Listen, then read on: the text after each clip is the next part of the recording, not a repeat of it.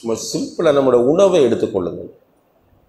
நல்ல ஒரு விருந்து நைட் சாப்பிட்டோம், சாப்பிட்டதோட ஹலாஸ் திருமண்டை தேவைப்படுதா இல்லையா? நேற்று நைட்டு வந்து நம்ம நல்ல ஒரு விருந்து சாப்பிட்டோம் என்பதற்காக ஒரு மாதத்துக்கு சுமாரிக்க முடியுமா? அடுத்த செகண்ட் பசிக்குது, அடுத்தது இன்னும் ஒரு உணவு தேவைப்படுது. இப்போ இவ்வளோ காலமும் நான் அந்த ஹோட்டலில் சாப்பிட்டேன், இந்த ரெஸ்டாரண்ட்டில் சாப்பிட்டேன், எல்லாம் போய்விட்டது. அப்போ அந்தந்த இந்த டைம் மட்டும்தான் யதார்த்தம் உலக வாழ்க்கை. அதிலும் வரக்கூடிய இன்பங்கள் எல்லாம் போலியானது, ஏமாற்றக்கூடியது. அப்போ மறுமை தான் உண்மையானது, நிரந்தரமானது, சிறந்தது. இதை புரிதல், இதை நம்புதல் என்பதுதான் நம் முன்னால் இருக்கிற பெரிய விஷயம். இதை புரிந்து நம்பிவிட்டோம் என்றால் இந்த உலகத்தை மறுமைக்கான விளைநிலமாக நாம் மாற்றிக்கொண்டே இருப்போம். அல்லாஹ் அதற்கு தௌஃபீக் செய்யும். வலல் ஆஹிரத்து கைருல் லக்க மினல் ஊலா வலசௌஃப யுஅதீக ரப்புக ஃபதர்தா. உன்னுடைய ரப் உனக்கு தருவான், நீ பொருந்திக் கொள்வாய். இப்போ இங்கே அல்லாஹ் குறிப்பிடுவது வஹி. இந்த வஹி துண்டிக்கப்பட்டுட்டு மீண்டும் அல்லாஹ் வஹியை தருவான், நீ திருப்தியோடு இருப்பாய். ஆனால் எல்லாவற்றுக்கும் இது பொருந்தும். குழந்தை தருவான், பொருந்துவாய். பொருளாதாரம் தருவான், திருப்தி அடைவாய். ஒரு கட்டம் வரும் நமக்கு, கல்வியை தருவான், திருப்தி அடைவாய். வெறுமனே கை விட்டு விட்டான், நான் ஏழை, நான் ஏழை, நான் ஏழை என்று நீ உனக்குள்ள சொல்லிக் கொண்டிருக்காது. என்னால் முடியாது முடியாது முடியாது என்று சொல்லிக்கொண்டே இருக்காது. முடியும். ஒரு நாள் அல்லாஹ் உனக்கு தருவான், அப்போது நீ திருப்தி அடைவா. வலசௌஃப யுஅதீக ரப்புக ஃபதர்தா. இதுக்கு சில எக்ஸாம்பிள்ஸை சொல்லி காட்டுறான் நபிக்கு அல்லாஹ். என்ன எக்ஸாம்பிள்? அலம் யஜிதுக யதீமன் ஃபஆவா. நீ ஒரு அனாதையாகத்தான் வந்தாய். நீ பிறக்கிற போதே உன்னுடைய தந்தை மௌத். நீ பிறந்த 6 வருடங்களில் உன்னுடைய தாயும் மூத்தாகி விட்டார். உன்னை உன்னுடைய ரப் கைவிட்டானா? இல்லை. அப்துல் முத்தலிபை வைத்து உன்னை வளர்த்தார். அதுக்கு பிறகு அபு தாலிபை வைத்து உன்னை வளர்த்தார்.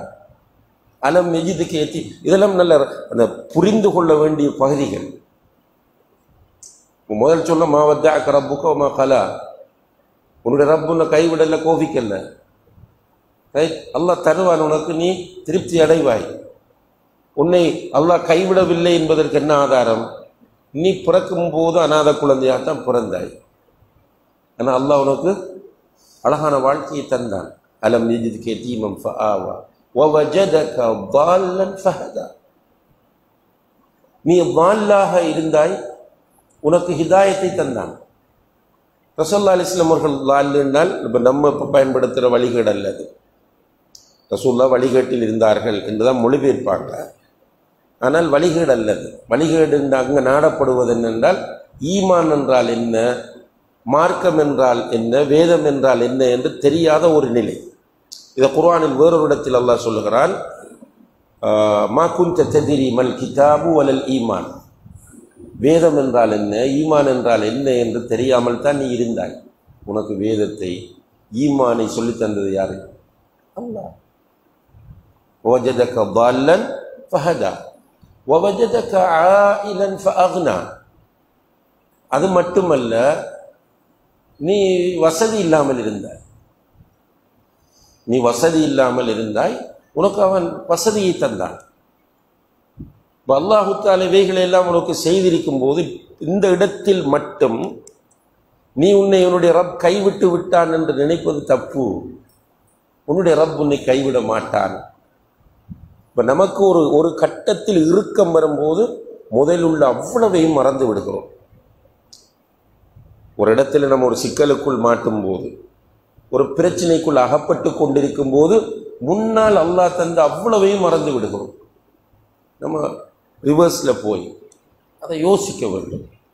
அல்லாஹ் இவைகளையெல்லாம் எனக்கு தந்தானே, அப்போ இப்போதும் அல்லாஹ் என்னை கைவிட மாட்டான் என்று நினைக்க வேண்டும்.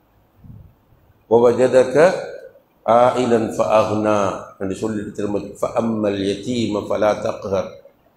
உன்னை ஒரு அனாதையாக கண்டு உனக்கு வாழ்வளித்தான். எனவே அனாதை குழந்தைகளுடைய விஷயத்தில் நீ மிக கவனமாக கடுகடுப்பாக நடந்து கொள்ளாது. அனாதை குழந்தைகள் என்பது ஒரு கஷ்டமான கட்டம் லைஃப்பில். அனாதை என்கிற நிலை வாழ்க்கையில் ஒரு கஷ்டமான நிலை. ஏனென்றால் அனாதை என்பது அன்புள்ள சகோதரர்களை இஸ்லாத்தின் பார்வையில் யார் என்றால், பருவ வயதை அடைவதற்கு முன்னால் தந்தையை இழந்த பிள்ளைகள் தான் அனாதை பிள்ளைகள். ஞாபகத்தில் வச்சுக்கொள்ளும். பருவ வயதை அடைவதற்கு முன்னால் தந்தையை இழந்து நிற்கிற பிள்ளைகள் தான் அனாத பிள்ளைகள். தாயை இழந்தால் அனாதை அல்ல, தந்தை இருக்கிறார், தாய் மூத்தாகிட்டாங்க, அந்த பிள்ளை அனாத பிள்ளை இல்லை. ஆனால் தந்தை மூத்தானால்தான் ஒரு குழந்தை அனாதை குழந்தை. அந்த கட்டம் இதில் யாராவது சிறு வயதில் தந்தையை இழந்திருந்தால் அவர்களுக்கு தெரியும் அதனுடைய வலியும் கஷ்டம். எனவே அனாதை குழந்தைகளை நீ அழகாக ஹேண்டில் பண்ண. குர்ஆனில் நிறைய வசனங்கள் வருது அனாதை குழந்தைகளுடைய சொத்துக்கள் விஷயத்தில் கவனமாக இருப்பது. அதே போல ரசூல் ஸல்லல்லாஹு அலைஹி வஸல்லம் அவர்கள் சொல்லுகிறார்கள், அன வகாஃபிலுல் யதீமி ஃபில் ஜன்னதி ஹக்கதா, நானும் அனாதை குழந்தைகளை பராமரிப்பவர்களும் சுவர்க்கத்தில் இப்படி க்ளோஸாக இருப்போம். இப்படி காட்டி சொல்றாங்க, ரெண்டு விரலையும் காட்டி இவ்வாறு மிக நெருக்கமாக நாங்கள் ரெண்டு பேரும் இருப்போம். அனாதை குழந்தைகள் நம்மளோட ஃபேமிலிக்குள்ளே இருக்கும். ரைட். அதே போல் நம்மளோட பக்கத்து வீடுகளில் அனாதை குழந்தைகள் இருக்கும், நமக்கு தெரிந்த அனாதை குழந்தைகள் இருக்கும். கண்டிப்பாக அதில் நம்முடைய கண்கள் கவனமாக இருக்க வேண்டும். பெருநாளைக்கு ட்ரெஸ் வாங்கும்போது பக்கத்தில் ஒரு அனாதை குழந்தை இருந்தால் அதுக்கும் ஒரு ட்ரெஸ்ஸை வாங்கி கொடுத்துறது, அதில் எஜுகேஷனுக்கு ஏதாவது ஹெல்ப் பண்ணுறது, அதனுடைய மெடிக்கலுக்கு ஏதாவது ஹெல்ப் பண்ணுறது. இது சின்ன விஷயம் அல்ல. நான் எதுக்கு கொடுக்கணும்னு நினைப்பவர் மார்க்கத்தை புரியாதவர். எனவே அனாதை குழந்தைகளுடைய விஷயத்தில் நீ கடுகடுப்பாக நடந்து கொள்ளாதே. அதே போல நீ வசதி இல்லாமல் இருக்கும்போது உன்னை நான் வசதியாக்கினேன். உனக்கு என்னது ஹிதாயத் என்றால் என்னவென்று தெரியாமல் இருக்கிற நேரத்தில் உனக்கு ஹிதாயத்தை நான் கொடுத்தேன். எனவே உன்னிடம் யாராவது கேட்டு வந்தால் அவரை துரத்தி விடாது வெறுங்கையோடு. இந்த இடத்தில் உலமாக்கள் ரெண்டு கருத்து சொல்லுகிறார்கள். ஒன்று, கேட்டு வருதல் என்று சொன்னால் கல்வியை கேட்டு வாரது. உன்னிடத்தில் இல்மை கேட்டு யாராவது வந்தால் மறுத்து விடாதை, கொடு. இப்போ இது இல்மை சுமந்திருக்கிற எல்லோருக்கும் பொறுத்து. ரெண்டாவது கருத்து என்னன்னா, எதை கேட்டு வந்தால். ஆனால் ரெண்டு கருத்து முரண்பாடானதா இல்லை. இல்மை கேட்டாலும் சரி, பொருளாதார உதவிகள் கேட்டாலும் சரி, கேட்டு வருகிறவர்களை நம்ம துரத்தக்கூடாது. இது இஸ்லாம் சொல்லித் தருகிற ஒரு அழகிய வழிகாட்டலா. ஆனால் கேட்டு போறது நல்லதா இல்லை. மற்றவங்கள்ட்ட கை நீட்டுறது நல்ல பண்பு கிடையாது. ஸல்லல்லாஹு அலைஹி வஸல்லம் அவர்கள் சொன்னார்கள், அல் யதுல் உல்யா கைரும் மினல் யதி சுஃப்லா, கீழே உள்ள கையை விட மேலே உள்ள கைதான் சிறந்தது என்றார். என்னது? வாங்குற கையை விட கொடுக்கிற கைதான் சிறந்தது. இது ஒரு கொஞ்சம் கேவலமான அட்டிடியூட் தான் கை நீட்டுறது. கை நீட்டினால் கொடுக்கணும், அது வேறு விஷயம். ஆனால் கை நீட்டி பழக்கக்கூடாது, பழகக்கூடாது. ஒரு தான் உழைத்து சாப்பிடக்கூடிய, தான் முயற்சி செய்து வாழக்கூடிய ஒரு சமூகத்தை நம்ம உருவாக்க வேண்டுமே தவிர மற்றவர்களிடத்தில் கை நீட்டி செல்லுகிற ஒரு சமூகத்தை உருவாக்கி விடக்கூடாது. அதில் நம்முடைய பிள்ளைகள், நம்முடைய சந்ததிகள் யாரும் அந்த நிலைக்கு போய்விடக்கூடாது என்பதில் நாம் தெளிவாக இருக்க வேண்டும். எனவே அன்புள்ள சகோதரர்களை, உண்மையிலே இந்த சூரத்து துஹா 11 வசனங்களை கொண்ட இந்த சூரா ஒரு அற்புதமான சூரா. முடியுமானால் தர்ஜுமத்துல் குர்ஆனை எடுத்து ஒரு தடவை அல்லது 2 தடவைகளினுடைய கருத்தையும் நீங்கள் வாசித்தால் இதனுடைய விஷயங்கள் உங்களுக்கு புரியும்.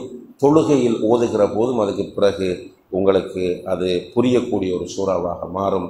எல்லாம் அல்லாஹ் ஜல்ல ஷானஹு வ தஆலா அல் குர்ஆனை படித்து அதன்படி அமல் செய்து அதை மற்றவர்களுக்கு கற்றுக் கொடுக்கக்கூடிய நல்ல மக்களாக நம் அனைவரையும் ஆக்குவானாக. வ ஆகிரு தஅவானா அனில் ஹம்துலில்லாஹி ரப்பில் ஆலமீன். வஸ்ஸலாமு அலைக்கும் வரஹ்மத்துல்லாஹி வபரகாத்துஹு.